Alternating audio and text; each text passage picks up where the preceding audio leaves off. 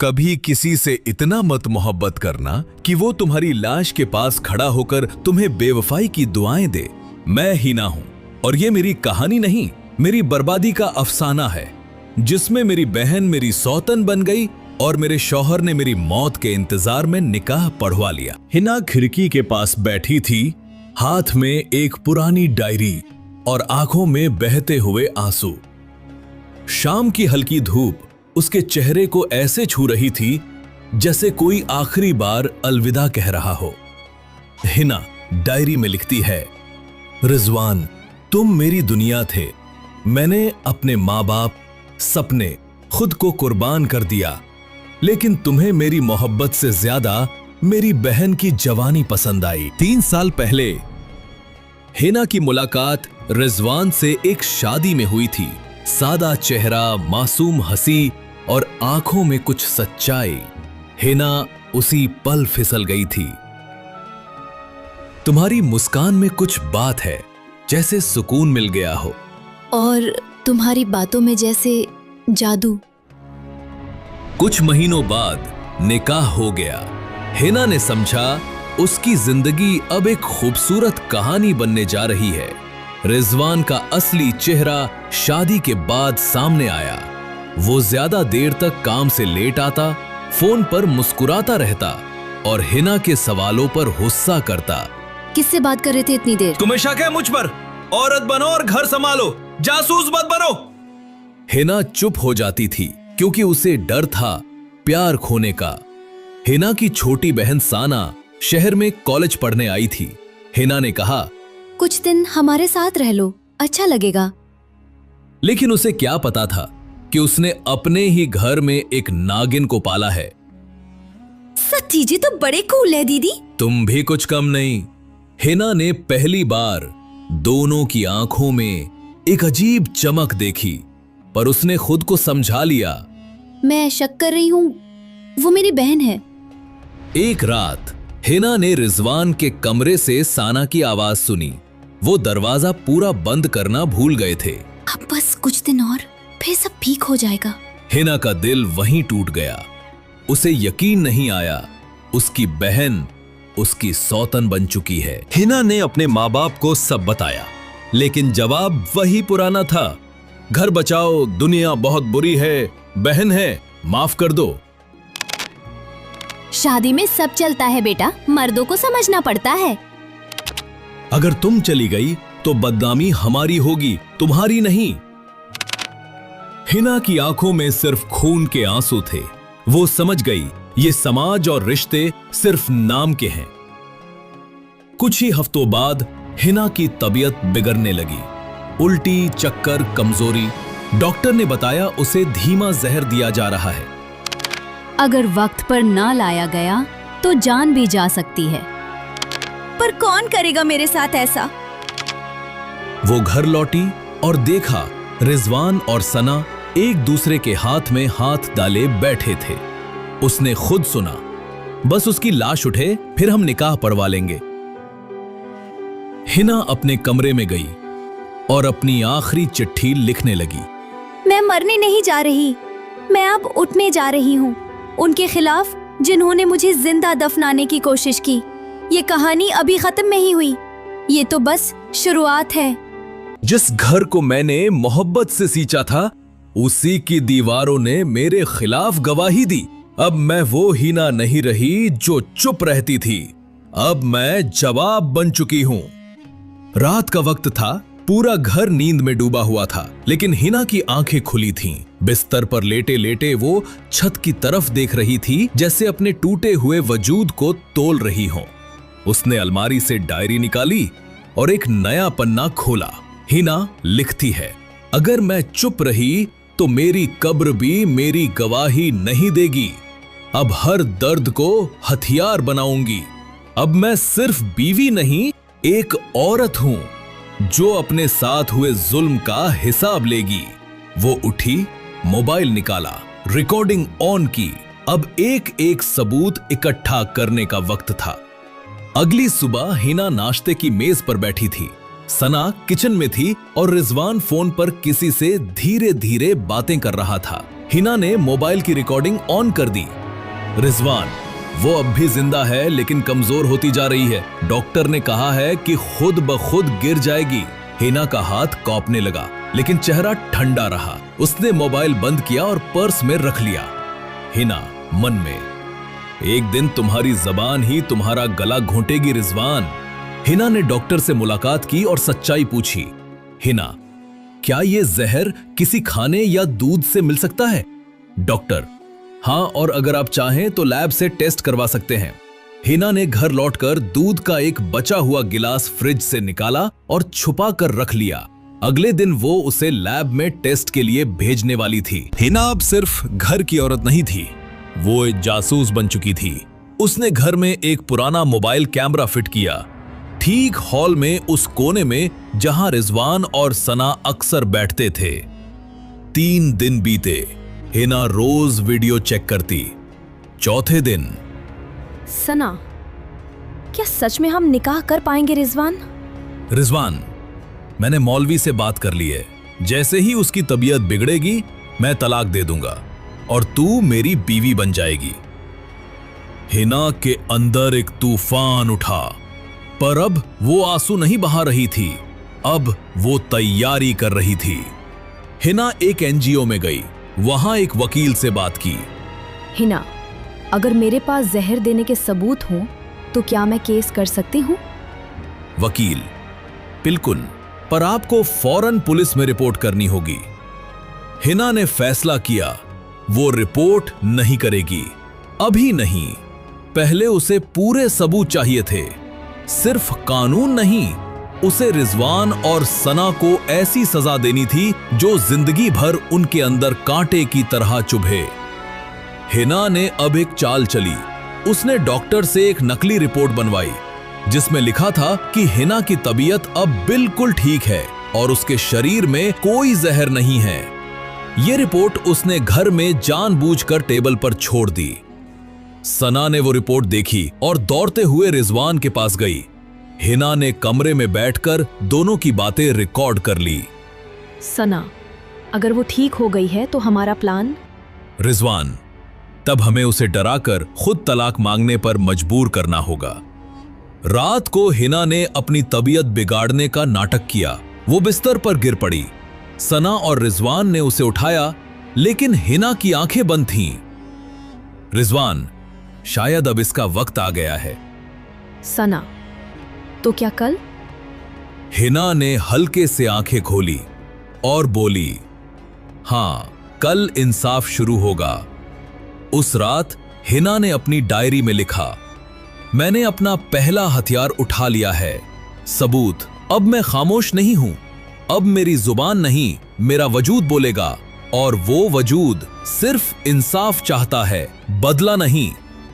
उसने सभी recordings, lab report और तस्वीरें एक पेन ड्राइव में सेव की और एक खत लिखा, अगर मुझे कुछ हो जाए तो इस सबूत को पुलिस तक पहुंचाना। जब हक मारने वाले ही अपने हों तो इंसाफ की लड़ाई सिर्फ कोर्ट में नहीं, अंदर के तूफान से भी लड़ी जाती है। मैं हिना हूं और अब मेरी मोहब्बत हथियार बन चुकी है। सुबह का वक्त था। हिना ने जानबूझकर किचन में चाय बनाते वक्त जोर से गाना चलाया, वही गाना जो सना अक्सर रिजवान को सुनाया करती थी। हिना, झूठ बोल के प्यार लिया, धोखा दे के नाम मेरा छीना। सना चौंकी। रिजवान अखबार पढ़ते हुए ठिठका, लेकिन हिना मुस्कुरा रही थी। अब डरने की बारी उनकी थी। हिना ने खाने की मेज पर वो झूठी मेडिकल रिपोर्ट रख दी, पर इस बार उसके साथ असली रिपोर्ट की कॉपी भी रखी थी। दोनों के नीचे एक छोटी सी चिट थी, फर्क इतना है कि तुम पढ़ नहीं पाओगे और मैं माफ नहीं करूंगी। रिजवान ने रिपोर्ट देखी। वो समझ नहीं पाया कौन सी असली है, कौन सी नकली। सना ने चिट पढ़ी तो उसके चेहरे से रंग उड़ गया। सना, दीदी को सब पता है। हिना ने एनजीओ वकील को कॉल किया। मैं तैयार हूं, केस फाइल कीजिए, लेकिन एक शर्त है, पहले एक धमाका चाहिए। उसने तय किया कि केस की कॉपी और सारे सबूत वो खुद रिजवान और सना को सौंपेगी, कैमरे के सामने। उनके रिएक्शन की भी रिकॉर्डिंग होगी। हिना ने एक पुराना यूट्यूबर दोस्त बुलाया जो क्राइम डॉक्यूमेंट्री बनाता था। उसने कहा, मुझे नहीं चाहिए सहानुभूति, मुझे चाहिए कि कोई लड़की ये गलती ना दोहराए जो मैंने की। उसने कैमरे के सामने बैठकर अपनी पूरी कहानी रिकॉर्ड करवाई, पहली मुलाकात से अब तक का हर धोखा, हर जहर। अगली रात डिनर टेबल पर हीना ने 2 फाइलें रखी, एक कोर्ट केस की कॉपी, दूसरी रिकॉर्डिंग की यूएसबी। हीना, ये 2 फाइलें हैं, एक इंसाफ की, दूसरी तुम्हारे अंजाम की। एक कोर्ट जाएगी, दूसरी इंटरनेट पर। चुन लो किससे डरते हो ज्यादा। रिजवान खड़ा हुआ। रिजवान, क्या बकवास है ये, तुम्हारा दिमाग खराब हो गया है। हीना, नहीं, अब मेरा दिमाग बिल्कुल सही चल रहा है और ये जो कैमरा सामने है वो भी सब रिकॉर्ड कर रहा है। सना फूट पड़ी। तुम हमेशा सब कुछ ले गई, बचपन से, माँ बाप का प्यार, रिजवान, सब। मुझे तो सिर्फ तुम्हारे हिस्सों की बची चीजें ही मिली। तो अब तुम मेरी मौत चाहती थी ताकि मेरे हिस्से की सांसें भी तुम ले सको। रिजवान चुप खड़ा रहा। पहली बार उसका चेहरा सफेद पड़ गया था। वो जानता था अब बचने की कोई राह नहीं। हिना ने फोन उठाया और पुलिस को कॉल कर दिया। मैं अपने पति और बहन के खिलाफ हत्या की कोशिश का मामला दर्ज करवा रही हूँ, सबूत मेरे पास है। कुछ घंटे बाद माँ बाप भी घर पहुँचे। सना ने माँ के पैरों में गिरकर माफी मांगी। हिना, क्या तू माफ कर सकती है अपनी बहन को? आंखों में आंसू लिए। माफ करना मेरे बस में नहीं, लेकिन इंसाफ मांगना मेरा हक है। आज मैंने उनके चेहरे पर डर देखा जो मुझे डराते थे। आज पहली बार मेरी आवाज मेरी अपनी लगी। अब मैं सिर्फ हिना नहीं, मैं सबूत हूँ हर उस लड़की का जो चुप रही, सहती रही, पर एक दिन उठ खड़ी हुई। जिस घर से निकली थी चुपचाप, अब उसी घर की दीवारें मेरे बयान में गूंजेंगी। आज मेरी आवाज कानून की जमीन पर पड़ेगी, पत्थर की तरह। जो अब टूटेगा वो है उनके झूठ का महल। हिना कोर्ट के गेट पर खड़ी थी, काले सूट में, सिर पर दुपट्टा। चेहरे पर थकान थी लेकिन आंखों में आंधी। वकील ने हाथ मिलाया। वकील, तैयार हैं आप? हिना, मैं तो उसी दिन तैयार हो गई थी जिस दिन उन्होंने मुझे मारने का प्लान बनाया था। अंदर कदम रखा, भीड़ में रिजवान और सना भी थे। पहली बार कोर्ट के कटघरे में उनकी आंखों में शर्म नहीं थी, डर था। वकील ने केस शुरू किया। एक एक सबूत रखा। लैब रिपोर्ट जो जहर की पुष्टि करती थी, ऑडियो रिकॉर्डिंग जिसमें रिजवान और सना के बीच मौत की साजिश थी, वीडियो फुटेज जिसमें दोनों हंसते हुए प्लान कर रहे थे। कोर्ट रूम में सन्नाटा छा गया। जज, ये आरोप बेहद गंभीर हैं। प्रतिवादी क्या कहना चाहेंगे? रिजवान, मुझे फंसाया जा रहा है। मेरी बीवी मानसिक रूप से बीमार है, ये सब उसने खुद करा है। हिना कड़वी हंसी के साथ, अगर मैं बीमार होती तो तुम्हारी जहर की बोतलें कौन संभालता रिजवान? भीड़ में हलचल हुई। जज ने डांट लगाई, लेकिन कोर्ट की हवा अब बदल चुकी थी। सना को कटघरे में बुलाया गया। उसकी आंखें डरी हुई थीं, हाथ कांप रहे थे। सना, मैं मजबूर थी। वकील, क्या आपको कोर्ट को बताना है कि किसने जहर मिलाया? सना, मैंने मिलाया, लेकिन रिजवान ने कहा था कि अगर मैंने नहीं किया तो वो मुझे भी छोड़ देगा। मुझे लगा वो मुझसे प्यार करता है। कोर्ट रूम में खामोशी छा गई। हिना ने आंखें बंद की। ये जीत नहीं थी, ये सच्चाई का बोझ था। अगले दिन अखबार की हेडलाइन थी, पत्नी को जहर देकर मारने की साजिश, शौहर और साली पर केस दर्ज। हिना की तस्वीर न्यूज चैनलों पर थी, लेकिन वो मुस्कुरा नहीं रही थी। कैमरों से दूर वो अस्पताल गई, उस डॉक्टर से मिलने जिसने पहली बार उसे बताया था कि उसके शरीर में जहर है। हिना, शुक्रिया, आपने मेरी जान नहीं मेरी हिम्मत बचाई। हिना जब घर लौटी, आस पड़ोस के लोग खड़े थे। किसी ने कुछ नहीं कहा, लेकिन सबकी आंखें अब उसे एक मजलूम नहीं, एक बहादुर औरत के तौर पर देख रही थीं। एक बुरी औरत, बेटा तूने बहुत बड़ी लड़ाई लड़ी है, अब आराम कर। हिना ने सिर झुका लिया, लेकिन उसका दिल अब और कुछ चाहता था। चैन नहीं, इंसाफ। कोर्ट ने अगली सुनवाई 2 हफ्ते बाद रखी। वकील ने कहा, यह वक्त तैयारियों के लिए है। हिना ने अपना फोन देखा, उस पर हजारों मैसेज थे। लड़कियां, महिलाएं, यहां तक कि पुरुष भी उसके साहस की तारीफ कर रहे थे। लेकिन एक मैसेज ऐसा था जिसने उसे हिला दिया। अननोन नंबर, अब तू जिंदा नहीं बचेगी। हिना ने पुलिस को धमकी भरे मैसेज की जानकारी दी। उन्होंने सुरक्षा बढ़ाने का वादा किया, लेकिन दिल के डर को कौन हटाए। वो रात उसने नींद की गोलियों के बिना जागते हुए गुजारी। उसने अपनी डायरी निकाली और लिखा, इंसाफ की लड़ाई आसान नहीं होती। इसमें दुश्मन सिर्फ सामने नहीं, भीतर भी होते हैं। डर, शक और अकेलापन। लेकिन मैं टूटूंगी नहीं। जिस लड़की को सबने कमजोर कहा, वही आज अदालत में सबसे मजबूत गवाह बनकर खड़ी थी। मैं हिना हूं, और अब ये मेरी कहानी नहीं, हर उस आवाज की कहानी है जो दबा दी गई लेकिन कभी मरी नहीं। कभी कभी इंसाफ पाने से ज्यादा मुश्किल होता है इंसाफ का इंतजार करना। 2 हफ्ते, 14 रातें, हर पल बस एक सवाल, क्या मैं सच में जीतूंगी? कोर्ट की अगली तारीख तय हो चुकी थी। 2 हफ्ते बाद बाहर से सब शांत था, लेकिन हिना के अंदर एक तूफान मचा हुआ था। घर में रहना अब किसी कैद से कम नहीं था। रिजवान और सना जेल में थे, लेकिन उनका साया अब भी दीवारों पर मंडरा रहा था। हिना जब बर्तन धोती तो आवाजें सुनाई देती, अब तो जिंदा नहीं बचेगी। वो हर अलमारी, हर कमरे, हर खिड़की को 2 बार चेक करती। डर अब उसका साया बन गया था। हिना की कहानी वायरल हो चुकी थी। जस्टिस फॉर हिना ट्रेंड कर रहा था। लोग उसकी तारीफ कर रहे थे, समर्थन कर रहे थे, लेकिन साथ ही धमकियां भी बढ़ गई थीं।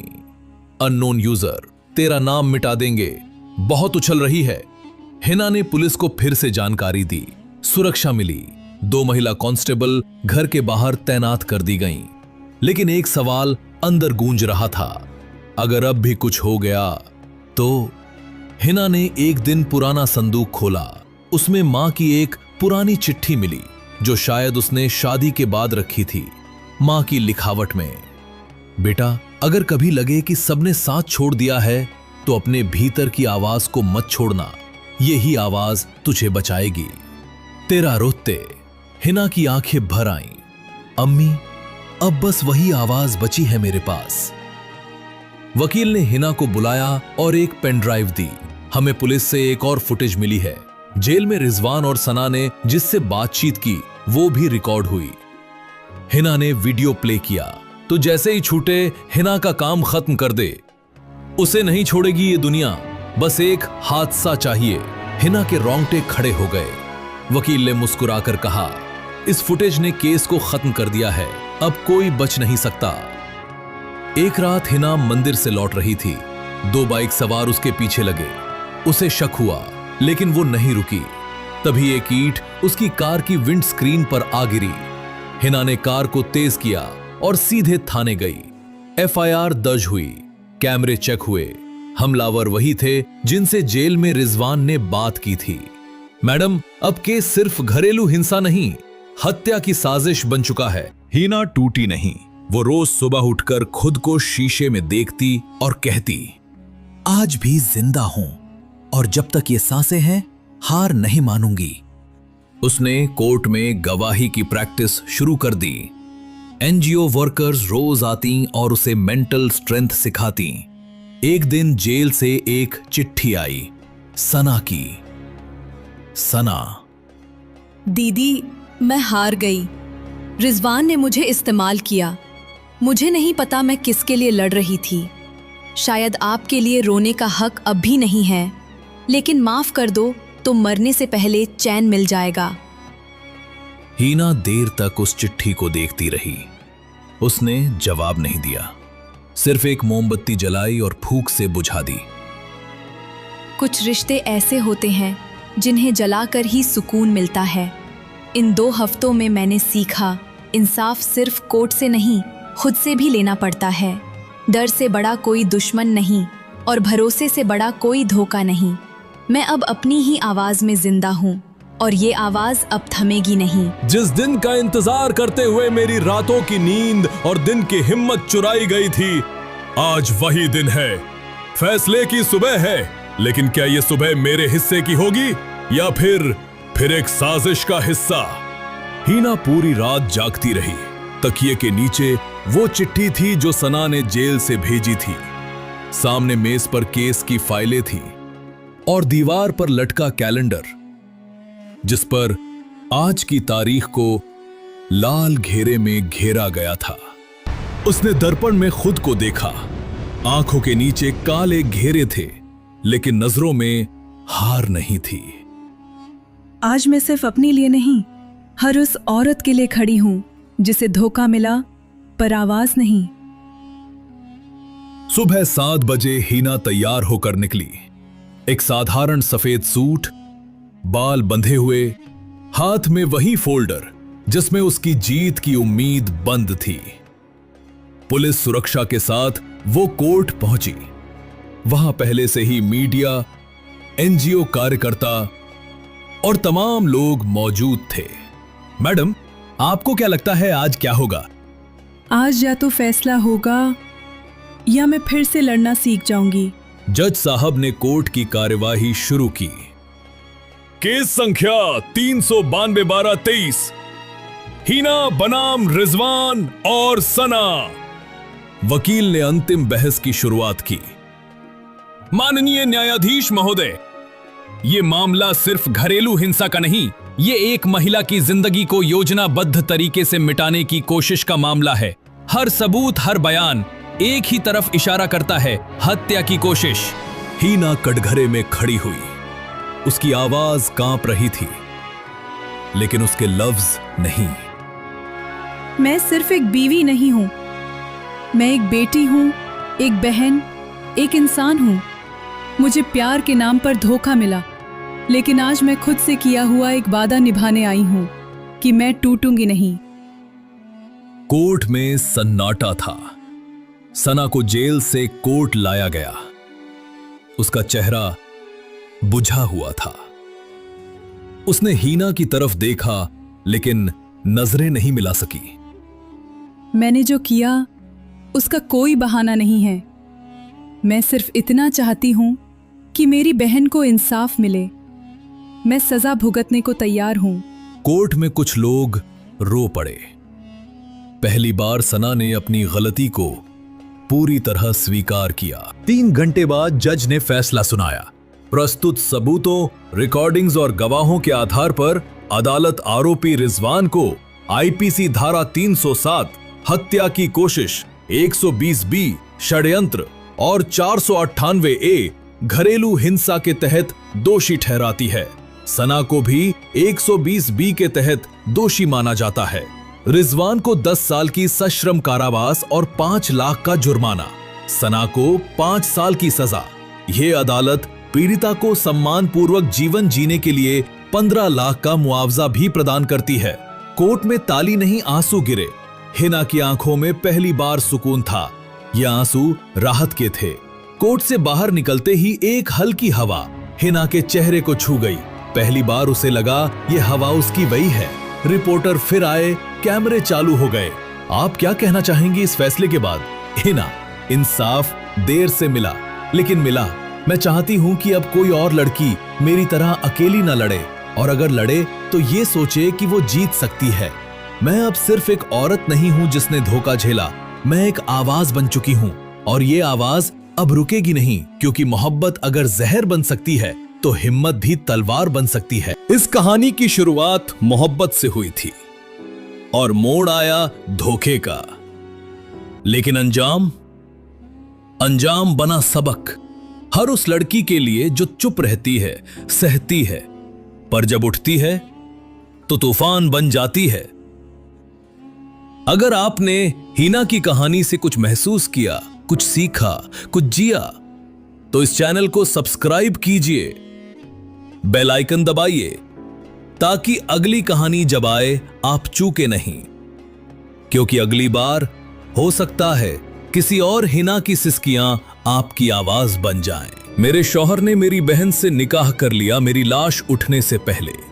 एक कहानी नहीं, एक हकीकत थी। मिलते हैं फिर किसी और सच्चाई के साथ। तब तक याद रखिए चुप मत रहिए, कभी नहीं।